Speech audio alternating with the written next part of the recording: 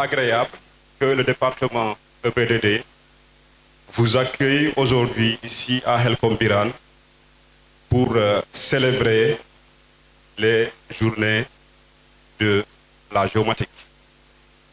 Et donc, vous voyez que c'est pour nous un honneur de vous accueillir ici et donc de vous compter parmi nos invités parce qu'on sait qu'il y en a qui ont fait un long parcours pour venir assister avec nous à cette fête. Je voudrais aussi remercier les étudiants, nos étudiants qui sont résilients. On connaît les conditions à Lucerne. Tout le monde fait un excellent travail, mais aussi les étudiants, ils sont très résilients et malgré les conditions que nous avons, ils sont prêts à aller jusqu'au bout avec nous. Donc, chers étudiants, nous, le département, donc mes chers collègues, à mon nom, on vous remercie énormément. Alors, je m'en vais donc vous présenter un tout petit peu le département. Donc, on a ici 4 licences et 2 masters. Alors, les licences, c'est la licence développement local, qui est coordonnée par le collègue Dr Karanansi. Vous avez la licence AGAP, qui est coordonnée par le collègue Babacar, Dr Babacar Faye.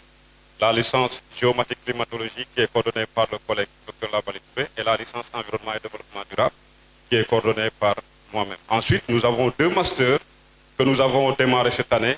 Il s'agit du master AZAT, d'accord, agroécologie et système alimentaire durable.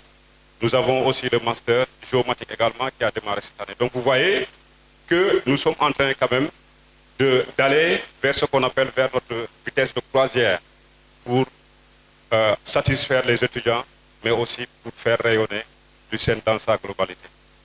Et donc du coup, vous voyez que tout cela est associé à l'agriculture, d'accord, et les métiers connexes, qui est le sens même de la création de Lucerne. Et donc pour finir, vous voyez qu'ici ça bouge. Ça bouge au niveau du département. Et comme le disent les marins, quand ça bouge, c'est que ça flotte. Je vous remercie de votre attention. En 2015, on a lancé ce qu'on appelle cette infrastructure de données géospatiales. Et quand on faisait ces journées géomatiques au King Fahd, il y avait une recommandation forte. C'était la mise en place d'un master. Et aujourd'hui, c'est avec un plaisir que je viens ici, vraiment lancer, au-delà même du master, faire le salon de la géomatique, sous le thème géomatique et intelligence artificielle. On en a rêvé, ça je vais vous le dire, ce master, parce que à un certain moment, il y avait beaucoup d'acteurs qui travaillaient sur la géomatique. Et malheureusement, au niveau de l'enseignement supérieur, pour ceux qui voulaient faire de la géomatique, ils étaient obligés d'aller au Maroc, au Nigeria ou bien à l'international. Et aujourd'hui, la masse critique dont nous avons besoin pour pouvoir impulser ce secteur, qui est un vrai vecteur de croissance, parce qu'aujourd'hui, tout ce qui tourne autour de l'emploi, autour de la création de la valeur, du développement des sociétés, tout ça, je pense que la géomatique va pouvoir apporter sa contribution. Donc, c'est qu'en développant l'expertise au niveau local que nous allons pouvoir atteindre cette chaîne de valeur. Et il est clair que les pays, le Sénégal, par rapport à son niveau de développement et les problématiques qui nous attendent, nous avons besoin de votre expertise. Je vais prendre un simple exemple. Aujourd'hui, les collectivités territoriales, on en a 600, et je pense qu'il est incontournable qu'on puisse maîtriser l'information territoriale. Ça, c'est un élément fondamental pour pouvoir impulser ce développement. Et vraiment, le master va énormément contribuer à mettre en œuvre l'ensemble des politiques publiques en permettant à l'État d'avoir cette masse critique d'expertise pour pouvoir développer des services à valeur ajoutée. C'est un vrai plaisir pour nous de pouvoir prendre la parole, bien sûr, pour dire à quel point nous prenons un plaisir immense à travailler pour le soutien du secteur de la géomatique au Sénégal. Et il s'avère que nous travaillons aussi sur le soutien à l'écosystème de l'intelligence artificielle. Alors bien sûr, quand Labali, qui nous a prévenus effectivement tardivement de sa volonté avec ses étudiants, et je reviendrai sur la place que les étudiants ont joué dans cet événement, nous avons été surpris, mais la thématique est unique et on a probablement aujourd'hui le premier salon, probablement au Sénégal et probablement en Afrique de l'Ouest et probablement sur le continent africain, dédié à la conjonction de ces deux domaines de haute technologie. Alors pourquoi il est important de pouvoir évoquer ces deux domaines? Parce que probablement l'enchevêtrement des espaces de coopération de ces deux domaines sont extrêmement importants. Labalé a souligné en ce début d'ouverture de salon. Sans données, il n'y a pas d'intelligence artificielle. Et lorsqu'on discute aujourd'hui avec les autorités de la problématique et celle du Sénégal d'obtenir des données, eh bien, on se fait souvent la remarque, eh bien, s'il y a bien un domaine où il existe des données ouvertes et disponibles et massives, eh bien, c'est bien les données satellitaires. Et traiter les données satellitaires pour développer des solutions, probablement que l'intelligence artificielle va ouvrir de nouveaux espaces d'opportunités que vous, étudiants, à Kaolack, au sein de l'Université du Seine, vous serez les pionniers. Donc c'est une véritable fierté pour nous de pouvoir travailler dans ce contexte, en fait. Tous les projets de collaboration que nous menons au Sénégal sont en règle générale passionnants, mais celui-ci est très passionnant. Donc je voudrais qu'on puisse applaudir, s'il vous plaît, alors tous les collègues, bien sûr, de l'Université du Seine, tous ceux du GICC, mes collègues de l'équipe de France de coopération, mais surtout la filière géomatique et notre cher Labali Touré, pour qui il nous est très difficile, mais vraiment très difficile de dire non. Voilà. Permettez-moi d'abord d'exprimer notre gratitude aux organisateurs, donc à vous, étudiants, mais également à toutes les personnes qui ont pris part à cette manifestation, que ce soit les partenaires qui nous ont soutenus, mais également tous qui ont de loin ou de près participé à l'organisation. Je voudrais réserver une mention spéciale à Dr Labali Touré. Je voudrais que vous l'applaudissiez.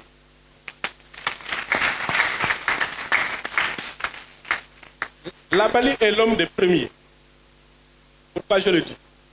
Parce que le master géomatique, on disait que la licence géomatique, même j'allais dire, est la première.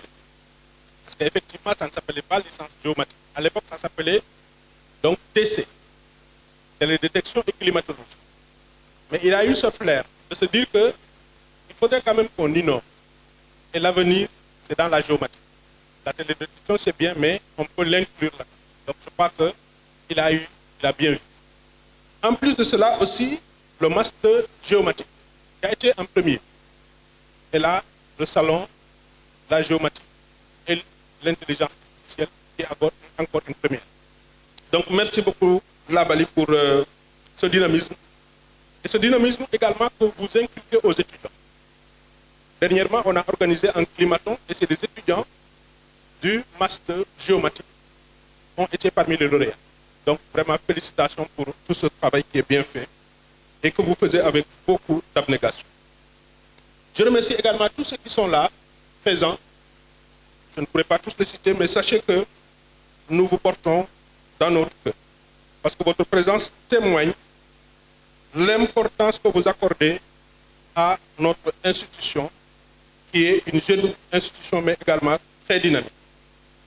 Donc, au nom de Madame le Recteur, je voudrais vous dire merci encore une fois donc, de votre présence. La géomatique en tant que discipline est certes un outil très important. Mathieu le disait tout à l'heure, pour la collecte, l'analyse, mais également l'interprétation des données spatiales. Elle nous permet de mieux comprendre notre environnement, mais également de prendre des décisions éclairées. Donc, elle produit des outils d'aide à la décision. Récemment, le gouvernement a organisé ici à Kaolack un atelier concernant les inondations. Et je sais que Dr Labali a participé au nom de l'université à cet important atelier et l'importance de la géomatique a été soulignée. Si on y intègre l'intelligence artificielle, cela ouvre encore des perspectives beaucoup plus prometteuses. En effet, l'intelligence artificielle offre des moyens avancés pour analyser de vastes volumes de données, ce qu'on ne pouvait pas faire auparavant. Mais également modéliser des systèmes complexes et développer des solutions innovantes particulièrement en rapport avec les défis environnementaux. Donc je peux, partant de là, on peut aisément comprendre que la géomatique a des applications incommensurables. Maintenant, associé à l'intelligence artificielle, cela encore donne beaucoup plus d'applications. C'est ainsi que donc la synergie entre géomatique et intelligence artificielle offre des opportunités inédites dans la gestion des ressources naturelles, la planification urbaine, la surveillance environnementale et pour notre département en particulier, tout ce qui est en rapport avec les dynamiques de la biodiversité et l'utilisation des sols. En somme, on peut affirmer sans nous tromper que ces technologies peuvent améliorer, à n'en pas douter, notre capacité à prévoir, à planifier et à gérer les défis donc, de notre époque. Mais quel pourrait être le rôle de l'université dans cette promotion de la géomatique et de l'intelligence artificielle? Abdallah le disait tout à l'heure, ça nous permet de développer entre autres l'expertise locale. Cela est particulièrement important. C'est important de le noter parce que nous, à l'UCN, le recteur en premier, nous avons la conviction que la recherche et l'innovation sont des moteurs essentiels pour le progrès social et économique.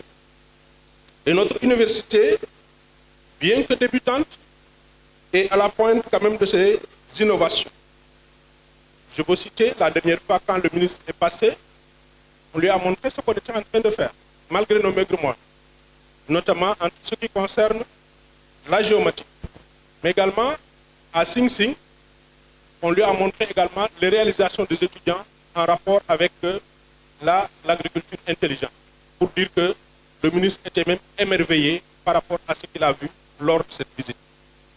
Donc, la valeur n'attend point le nombre d'âges, comme on dit, le nombre d'années, comme on dit. Donc, c'est pour dire que, au niveau de l'UCN, nous intégrons ces avancées. C'est pour ça que je disais tout à l'heure qu'on a mis en place une licence en géomatique et climatologie et tout récemment, le master en géomatique pour montrer justement l'importance que revêtent ces innovations pour l'université avec à sa tête Madame le recteur Ndeye Coumba Touré Kane. Pour l'UCN, et ça aussi c'est très important de le noter, l'enseignement ne se limite pas uniquement, ou bien le travail des enseignants ne se limite pas uniquement à des enseignants. On n'est pas que des enseignants, on est des enseignants chercheurs. Et c'est important de le noter parce que ce que les enseignants chercheurs font et qui devrait être le travail de tous les enseignants, c'est à la fois donc de produire des résultats, de transmettre la connaissance, mais également participer au développement économique et social. Et ce salon en fait partie. Donc la promotion des résultats donc, de ce que nous faisons.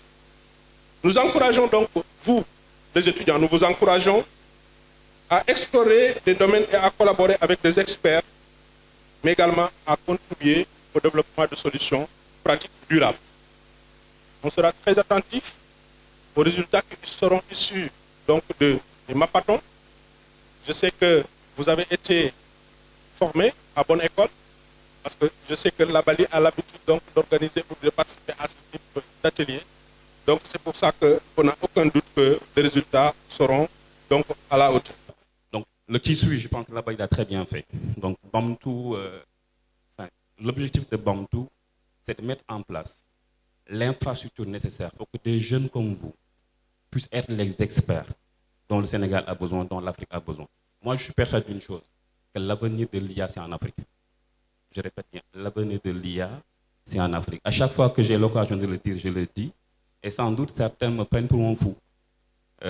Mais c'est simple. Aujourd'hui, je pense qu'avec le boom démographique qu'on a en Afrique, la population la plus jeune, c'est en Afrique. De l'autre côté, on a une population qui est vieillissante. Donc forcément, un jour, ceux qui tiendront les rênes de l'IA et de l'innovation mondiale, ce seront les Africains. Et donc, il est important également que vous soyez prêts pour cela. Je vais axer mon intervention autour de GeoAI. Donc, je reviendrai là-dessus. rappeler c'est quoi la géomatique, combinaison de la géographie et de l'informatique, c'est quoi l'intelligence artificielle, qui permet de mimer une certaine forme d'intelligence. Je dis bien une certaine forme d'intelligence. Et puis également, comment est-ce qu'on peut l'utiliser pour régler des problématiques que nous avons en Afrique. Et puis une partie conclusion. Et je vais essayer de laisser une grande partie aussi à ce qui est des questions-réponses, des suggestions. J'aimerais que la session soit également interactive. Alors, avant de me lancer sur le sujet, l'Afrique, on est en train de vivre quelque chose d'extraordinaire, qui est une croissance démographique inégalée, qu'on n'a jamais connue. La population africaine est passée de 227 millions en 1960 à 1,3 milliard en 2021. Et d'ici 2050, on devrait être 2,5 milliards d'habitants. C'est extraordinaire. Au Sénégal, en 1960, vous saviez combien d'habitants on était? 2,5 millions. Et en 2023, d'après le dernier recensement de l'ANSD, on est passé à 18 millions. Donc, c'est extraordinaire. Et la population africaine est la population la plus jeune. 60% de la population a moins de 25 ans. Chaque année, on a plus de 23 millions de jeunes Africains qui arrivent sur le marché du travail. Et ces chiffres vont passer à 33 millions d'ici 2050. Qu'est-ce qu'on fait? Des fois, on voit dans des départements, dans une seule ville, où chaque jour, on a plus de 50 naissances. Est-ce que nos États ont les moyens de créer une classe de CI par jour? Je ne le pense pas. Est-ce que la carte sanitaire de nos pays est assez développée? Est-ce que nos États pourront aller aussi vite que l'augmentation de la population? Je ne le pense pas. Alors, vous m'excuserez, hein, docteur et les spécialistes en géomatique, si je me trompe dans la définition. Pour moi, la géomatique, c'est un domaine interdisciplinaire qui combine la géographie, l'informatique, la cartographie, la géodésie et d'autres disciplines également pour stocker, analyser et gérer les données géospatiales. La géomatique englobe un large éventail d'outils technologiques, de méthodologies pour collecter, organiser, analyser les données en vue de prendre des décisions éclairées, comme M. l'a dit tout à l'heure dans son introduction. Et notamment, ça va jouer un rôle primordial dans l'urbanisme.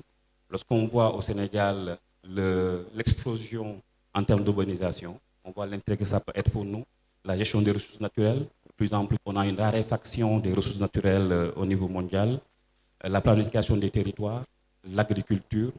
Rappelez-vous bien, d'ici 2050, on devra augmenter 50% de notre capacité à cultiver, et la gestion des catastrophes, j'en passe par la sécurité également, qu'on connaît beaucoup en Afrique, et la surveillance environnementale et bien d'autres. Pendant ce temps-là, on voit également une explosion du nombre de satellites. C'est juste extraordinaire. Et un jour, j'ai entendu Mme Kaye dire que la guerre qui se passe au-dessus de nos têtes, il est primordial que l'Afrique également ait son mot et un rôle à jouer là-dedans. Donc, en 10 ans, on est passé de un peu plus de 1000 satellites à presque 7000 satellites actuellement. Et c'est ça parce que la technologie au niveau des satellites a beaucoup évolué. Avant, pour faire un satellite, c'était hyper compliqué parce que ça demandait beaucoup d'investissement dans de la R&D, dans beaucoup de technologies. Maintenant, avec l'avancement de la technologie, on peut faire des satellites très rapidement, notamment sur tout ce qui est technologie nanosatellite et tout ce qui est CubeSat. Et puis, de plus en plus également, donc on a des satellites d'observation de la Terre donc, qui viennent alimenter la géomatique. Et de plus en plus, ces images-là sont précises, sont variées. On a plusieurs types de satellites, donc sont fréquentes également. Parce qu'avant, il y a quelques temps, on avait peut-être une image tous les X heures. Maintenant, on a des images, plusieurs images par seconde selon le service et le satellite. Ça, c'était un peu voilà, introduire la géomatique et tout ce qui est sciences géospatiales. Maintenant, l'intelligence artificielle. Alors, il n'y a pas de définition de l'intelligence artificielle, communément en tout cas acceptée. Chacun y va de sa sauce. Moi, je la définis comme étant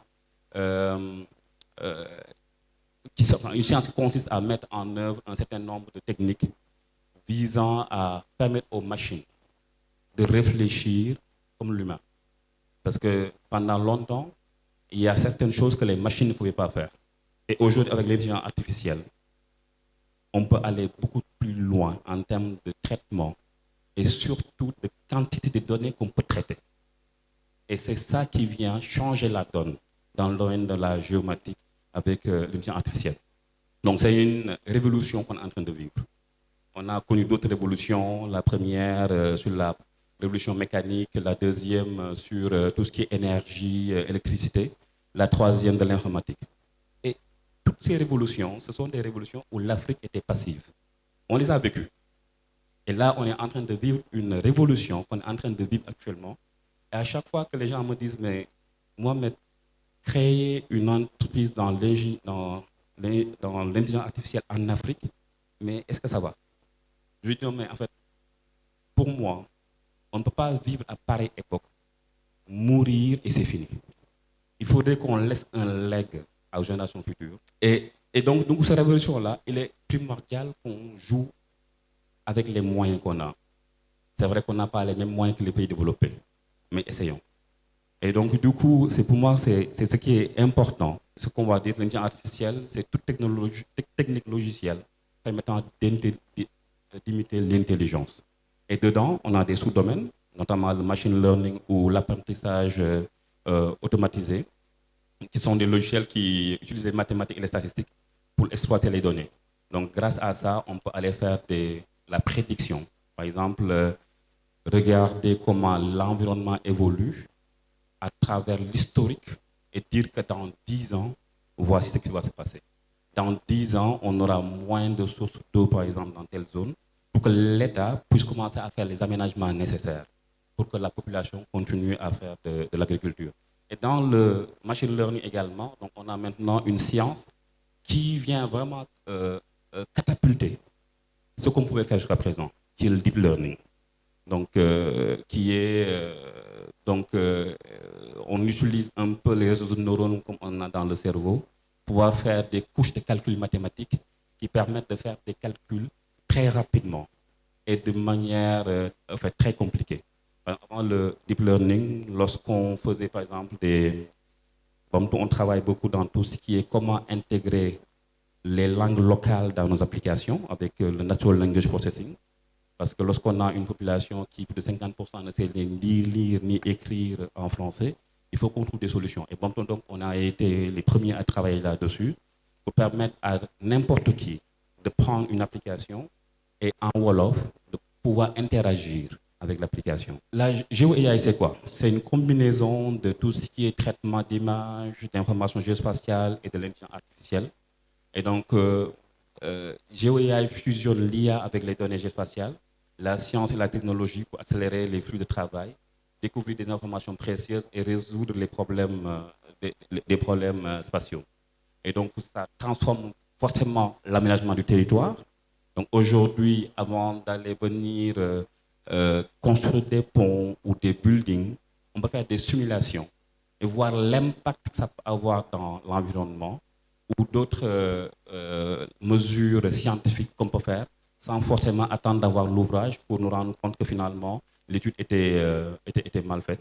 Et donc GeoAI génère des résultats précieux. Donc là, par exemple, on a un exemple de pont qui est virtuel, qu'on cherche à construire. Donc avec GeoBeam, ça permet de pouvoir visualiser ce pont-là et de pouvoir faire énormément de simulations pour voir l'impact que ce pont-là et puis de pouvoir corriger, voire même revoir la conception du pont avant de le faire. Pareil pour tout ce qui est bâtiment également. Donc là, je pense que c'est la ville de Milan qui faisait ça, donc de pouvoir visualiser la construction de bâtiments sur un terrain avec toutes les implications que ça implique. Et donc, GeoAI est en train de toucher tous les domaines, que ce soit le domaine de la santé publique, de l'environnement, que la biodiversité, également tout ce qui est la santé de manière générale. Et comment est-ce que la communauté se comporte par rapport à des menaces de santé, de de pandémie ou tout simplement de sécuritaire. Alors, dans quel cas d'utilisation aujourd'hui? Donc, grâce à la Geo-AI, donc, on peut avoir la précision dans la gestion des actifs. Donc, ça permet de prendre des décisions avec beaucoup plus de précision. Des fois, lorsque je circule à Dakar, dans certains ronds-points, je me demande, mais les gens, à quoi ils pensaient lorsqu'ils faisaient certains ronds-points? Ça amène beaucoup plus de problèmes que de régler des solutions. Et donc, l'IA et le machine learning facilitent une meilleure gestion de ces actifs, le traitement des données accélérées. Et ça, c'est une innovation majeure de tout ce qui est big data et de l'intelligence artificielle. Ça permet de stocker des quantités astronomiques de données qu'on ne pouvait pas. Juste vous donner un exemple aujourd'hui, le stockage d'un téraoctet de données, c'est 1024 gigaoctets sur le cloud, ça coûte moins de 10 000 francs par mois. Donc on peut stocker des téraoctets, voire des pétaoctets de données. Et maintenant, lorsqu'on a beaucoup de données, là où on souffrait, c'est quoi? De pouvoir les traiter rapidement. Et grâce à l'intelligence artificielle aujourd'hui, on peut très rapidement le faire. Et au lieu d'attendre qu'un phénomène se passe et qu'on soit réactif, on peut être proactif en temps réel, en récupérant les informations et que l'État puisse agir très rapidement. Par exemple, au Sénégal, on parle beaucoup sur la partie sud de la lutte contre la déforestation. Aujourd'hui, avec les images satellitaires qu'on peut avoir, on peut rapidement détecter lorsque des braconniers sont en train d'intervenir, de faire leurs dégâts, et rapidement pouvoir dépêcher des équipes sur place pour pouvoir les arrêter. Quelles sont les clés qui ouvrent la porte à un avenir où chaque décision est informée, chaque ressource est optimisée et chaque défi est surmonté avec précision, clairvoyance, ensemble, et transforme notre capacité à comprendre et à améliorer le monde qui nous entoure. Et il est important, une fois de plus, en tant qu'Africains, que nous soyons maîtres de notre propre destin. Et ça commence par quoi? Vous, en tant qu'étudiants, que vous décidiez d'être des experts dans ce domaine-là. Vous savez, les gens qui font des inventions extraordinaires dans d'autres contextes, un jour, mon grand-père me disait, écoute, Mohamed, tu ne verras jamais un building ou un bateau qui appartient à un djinn. Ou ces gens-là qui font ces informations, ils n'ont pas deux têtes. Donc tout ça pour vous dire qu'en tant que jeune étudiant, vous êtes l'avenir de ce pays. Et je pense que ce contexte, aussi hostile qu'il soit, vous êtes dans un cadre extraordinaire. Parce que le plus important, c'est quoi? D'avoir des personnes qui ont comme sacerdoce de vous former pour l'avenir. La base géo. Alors, la base géo, c'est le noyau de l'infrastructure de données géospatiales. À date, nous avons des données d'observation de la Terre, nous avons les données in situ à l'échelle du 200 millième, du 50 millième, du millionième, et bientôt, dans le cadre du projet Scène spatiale, nous allons faire la refonte de cette base géo avec des données thématiques et avec aussi une plateforme orientée service. Donc, si vous allez sur le site geosénégal.gouv.sn, vous allez pouvoir accéder à des données topographiques qui pourront alimenter vos différentes applications ou bien vos études. Alors, donc, pour la formation, je passe. Je salue encore une fois le professeur Souley, qui est le président du groupe Travail Formation, avec qui on a cheminé pour faire pratiquement les 14 régions du Sénégal, dans l'optique de sensibiliser les décideurs par rapport à l'utilisation des données géographiques. Alors, sur ce sujet, je vais expliquer un élément fondamental. Parce que il y a 10 ans, on avait un problème sur l'accès à la donnée, notamment les données in situ. Mais aujourd'hui, la problématique, ce n'est pas l'accès. La problématique, c'est la qualité des données. Et pour qu'une donnée soit de qualité, il faut que la donnée soit FAIR. FAIR, c'est F-A-I-R. Facile à trouver, accessible, interopérable et réutilisable. Si dans le cadre de vos projets, vous n'arrivez pas à atteindre ces 4 dimensions, cela veut dire quoi? Cela veut dire que ce que vous avez produit là, vous allez garder ça. Voilà. Peut-être ça n'intéressera pas les autres partenaires. Et quand on parle de facile à trouver, ça veut dire qu'il faut systématiquement, quand vous produisez une donnée, produire en même temps les métadonnées. C'est un travail que les géomaticiens n'aiment pas, mais allez-y, faites l'effort de documenter vos données. L'accessibilité de la donnée, on va vous offrir des plateformes pour pouvoir partager les différentes données qui seront produites. L'autre élément, c'est l'interopérabilité. Aujourd'hui, les plateformes qui sont mises en place ne sont pas forcément interopérables. Et aujourd'hui, ce qui permet l'interopérabilité de ces données, c'est l'application des normes, que ce soit des normes ISO ou bien des normes OGC. Alors, il faut que ça soit une donnée réutilisable. Ça veut dire que la donnée réutilisable, il faudrait que ça soit dans un format ouvert. C'est quoi le format ouvert? Je donne l'exemple. Si quelqu'un produit un tableur et le met en Excel, ce n'est pas un format ouvert. Par contre, si vous le mettez en CSV, c'est un format ouvert, réutilisable. Ça veut dire qu'aujourd'hui, n'embarquez pas les données que vous voulez télécharger dans des logiciels propriétaires. Choisissez des formats ouverts, notamment le shapefile, CSV, etc. Donc les données doivent être, on va dire, réutilisables. Et j'avais intégré cette partie, pourquoi? Notamment sur les licences. Parce que sur les données Google, Google a une licence. Pour vous dire que les licences, la partie juridique est importante. Google dit, extrait de la licence, bon, vous ne pouvez pas vendre ces images, les images de Google, à un tiers, les offrir dans le cadre d'un service, ni les utiliser dans un produit commercialisé comme un livre ou une émission de télévision. Ça veut dire que c'est une licence très restrictive. Par contre, sur la licence qu'on a développée dans le cadre de la base Géo, nous avons comme dispositif, le GICC octroie aux détenteurs de licence une licence non exclusive, sans frais ni redevance, et le droit d'utiliser, incorporer, modifier, améliorer, développer et distribuer les données. Ça, on le fait pour l'écosystème entrepreneurial. Parce que si on ne le fait pas, les startups aujourd'hui n'ont pas les moyens pour aller produire les données. Parce que c'est à l'État de pouvoir catalyser l'écosystème à travers la mise en disposition de ces données avec une licence très ouverte qui vous permet de réutiliser toutes ces données. Il y a beaucoup de thématiques sur lesquelles aujourd'hui l'État est attendu, mais pour que ça puisse se faire, il faut des ressources qualifiées. Et ne vous donnez aucune limite. C'est pour ça qu'on est resté sur l'intitulé géomatique, point. Et on va renforcer. D'ailleurs, je dis on parce que j'en fais, c'est comme si j'en fais pas. Voilà. Il faut que vous puissiez être formé sur des compétences de base. Le reste, ce sera à vous d'aller les chercher.